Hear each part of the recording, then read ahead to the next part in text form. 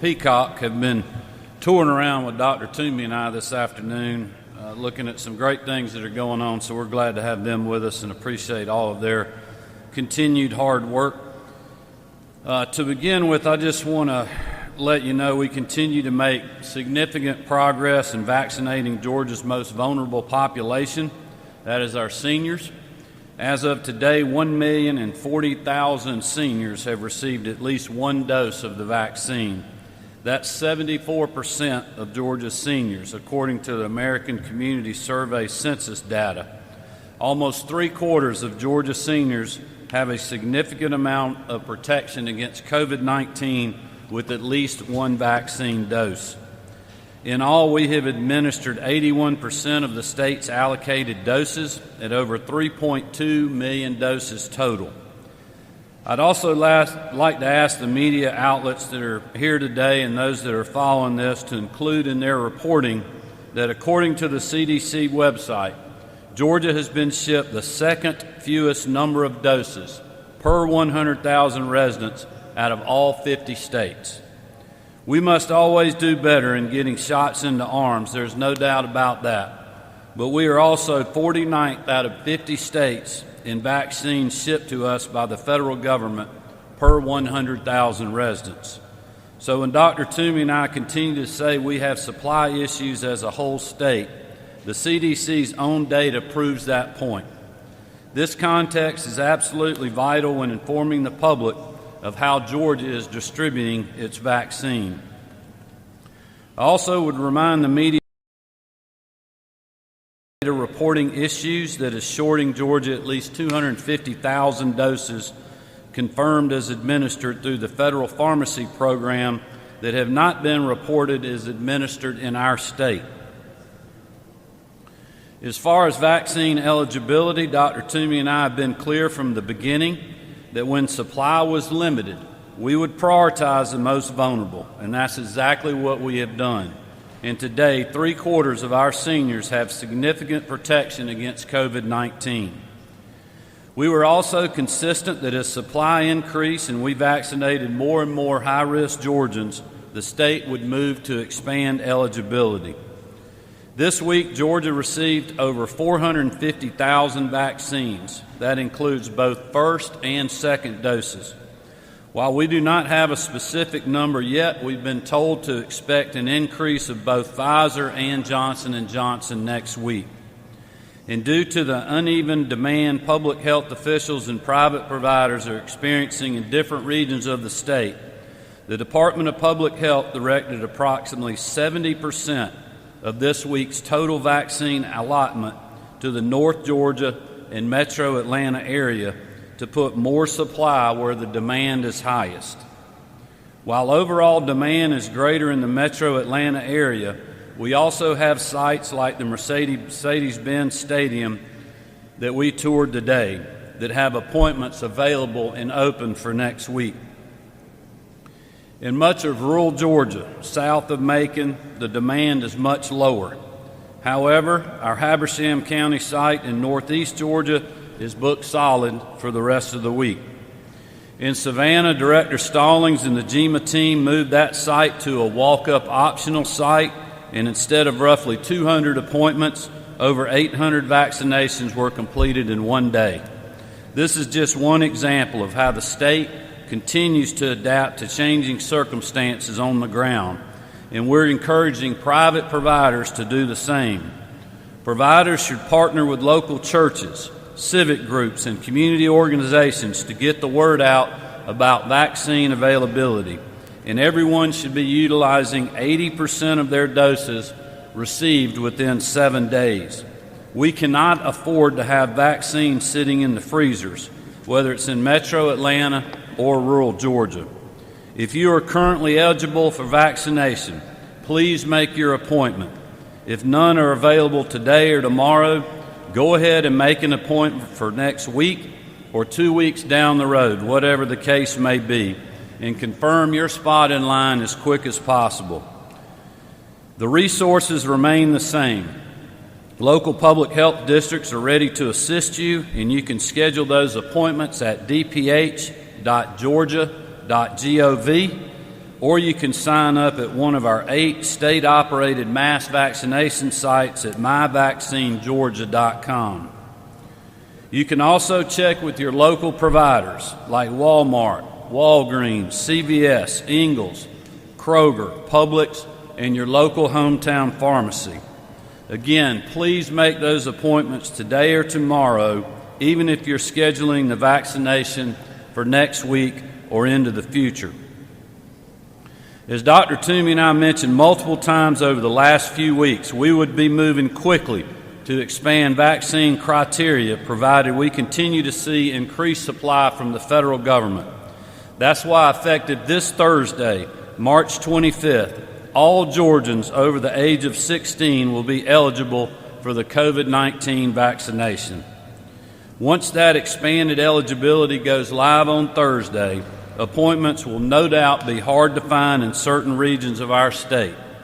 We will continue to shift doses to the areas of highest demand as we have over the last few weeks. That is why we prioritized our seniors for 2 months. Once the most vulnerable Georgians had every opportunity to be vaccinated and supply increase, we would have to expand eligibility quickly in order to ensure every dose available to us is administered quickly. As many of you saw, our First Lady, who joins us today, got her vaccine last week. I'll be getting my shot this Friday down in Waycross to help encourage all Georgians to take advantage of this medical miracle of modern science. I also just saw on social media where our Chief Justice Harold Melton, Justice McMillan, and much of the court staff was vaccinated today, and we appreciate them showing leadership in that area. As you all know, this is our ticket back to normal, and we're getting closer to that point every single day. So again, I want to encourage you to go ahead and sign up today and be ready for the expanded eligibility on Thursday. With that, I'm going to turn it over to Dr. Toomey, and she'll be providing an update for you.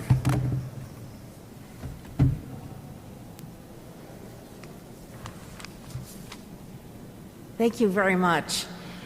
I wanted just to give you a few updates on where we are in terms of our numbers, but also what we're doing to reach some of the most vulnerable in our state. In addition to these mass vaccination sites that are reaching many, many people, there's still many who may not be able to come to those sites, and I just wanted to highlight some of those as well.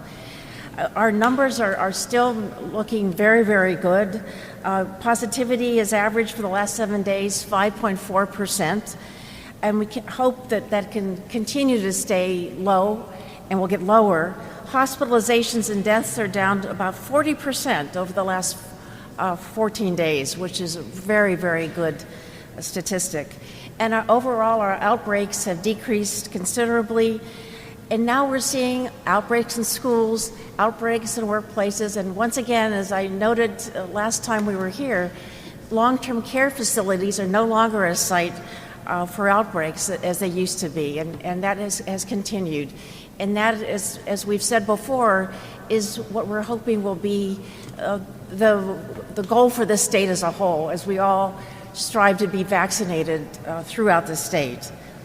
We have been identifying additional variants, though. I do want to raise that issue because the variants add a little twist to this because of they are easier to transmit, and some of them may be a little bit less susceptible to protection by the vaccine. We've had 365 confirmed cases of COVID variants. Most of those, 351, have been of the UK variant, 15 of the South African variant, and one of a newly reported Brazilian variant. And that variant from Brazil may have, again, a little more difficult clinical course. We're staying on top of this very, very closely.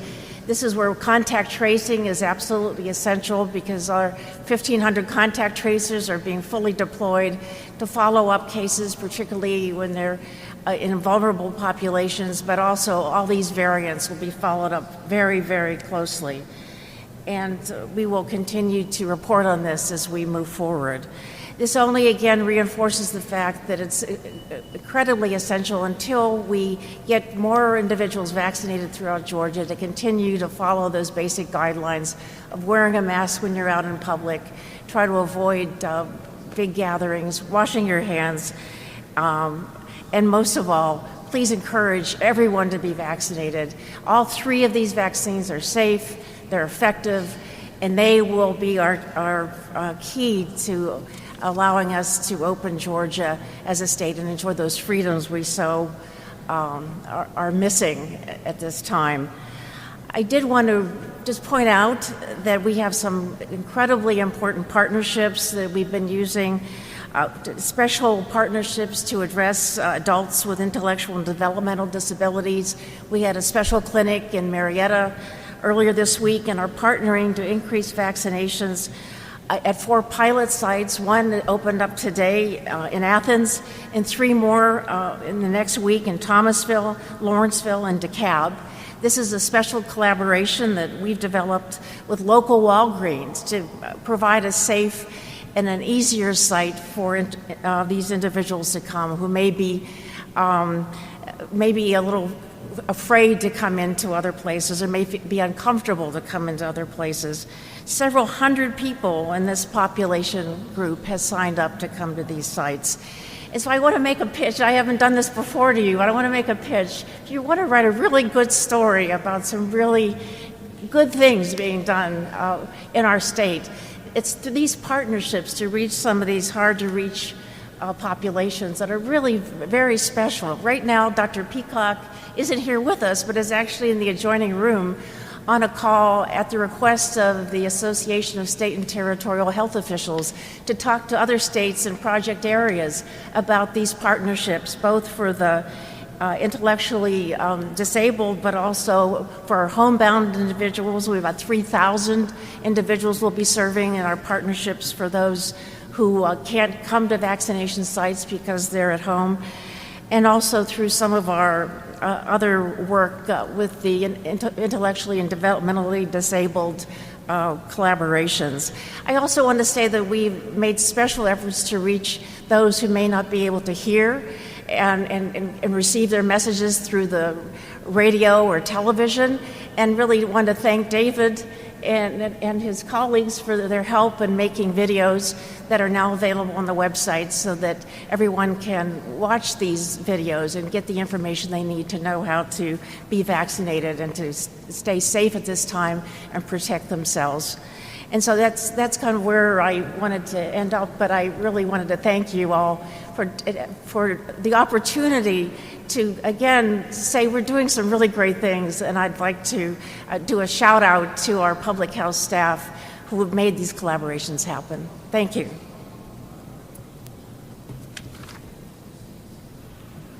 Well, thank you, Dr. Toomey. That's great news about the work you're doing with those that are very vulnerable. Now, Director Chris Stallings, the Georgia Emergency Management and Homeland Security Agency, will give you an update.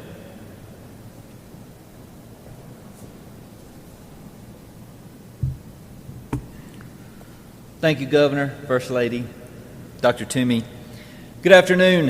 As we continue our vaccination efforts across the state at our mass vaccination sites, we're working with our partners to ensure a smooth and easy process. As of 3 p.m. today, 104,846 Georgians have received vaccinations at one of our mass vac sites.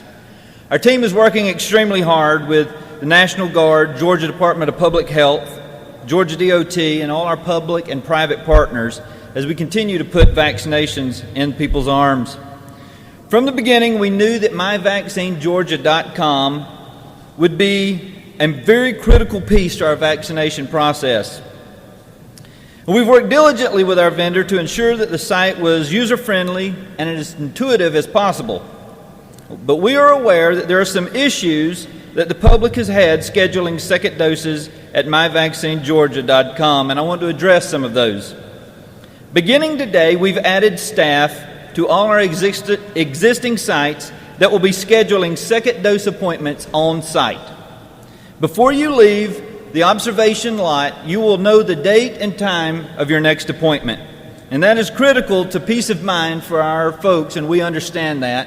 And we apologize that at this moment, it has not been that simple.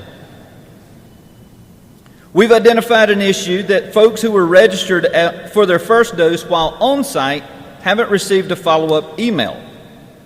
What happened was you showed up without an appointment, or there was a problem with your appointment process. So if we registered you on site, for some reason the system did not recognize you as a new appointment. There are a little over 23,000 people who fell into that category. As of this afternoon, we're hoping that we will have an announcement for every single person to have received an email. We're working through that list, so we apologize for any delay. If for some reason you are coming up after the 21st day, you can't come before the 21st day for Pfizer, but if you're coming up after the 21st day and you've not yet received an appointment, come on to the site that you received your vaccine at, and we'll take care of you. We don't want you concerned. We don't want you bothered. It is important for those awaiting the second dose to understand, to make this the efficient process we want it to be, you need an appointment. There's still been some confusion that we want to clear up as well. And Dr. Toomey and her team have confirmed that the earliest you can get a Pfizer vaccine second dose is 21 days, but you have up to 42 days to get that second dose. So don't panic if you're not getting it on the 21st day. Give it time. We will get you in there before that 42nd day.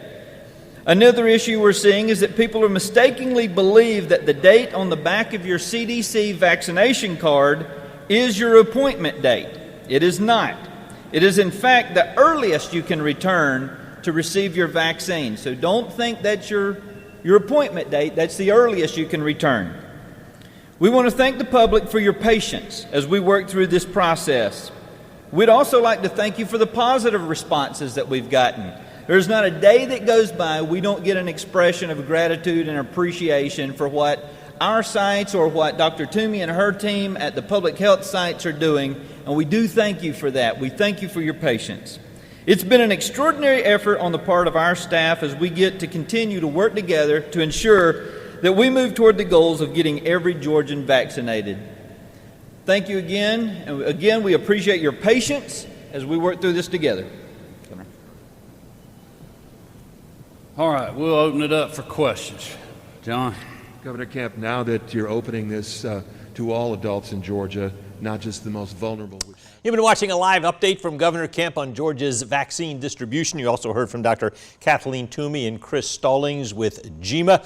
The big takeaway from today, the governor announcing effective this Thursday, March 25th, all adults in the state of Georgia, 16 and older, will be eligible to receive a COVID vaccine. That starts this Thursday. All adults 16 and over will be eligible to receive the vaccine. The governor urging people to make your appointment quickly. You may not be able to get in next week or the week after, but he says go ahead and schedule that appointment. He waited to expand this to everybody until they were sure they were going to be getting enough doses. He says they're scheduled to receive 450,000 doses this week. The governor says that he thinks they're at the point now then they can open it up to everybody. Dr. Kathleen Toomey says good news, a 5.4% positivity rate as far as COVID cases go statewide. She also said deaths and hospitalizations down 40% over the past 14 days. She did mention 365 confirmed cases of COVID variants in the state, one confirmed case of the Brazilian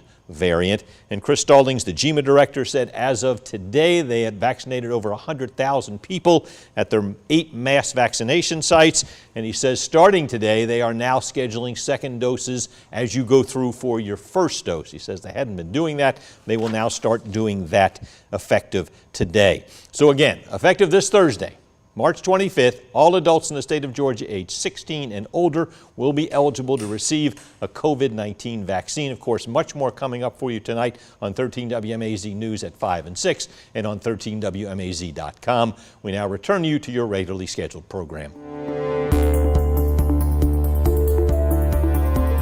We're going to work 3 jobs to pay for it, because we had to have some stability. Right. So I was like, I don't care what we have to do. If I have to work 3 jobs and still go to school, whatever we got to do, we need to be able to be free, to be able to be ourselves. And so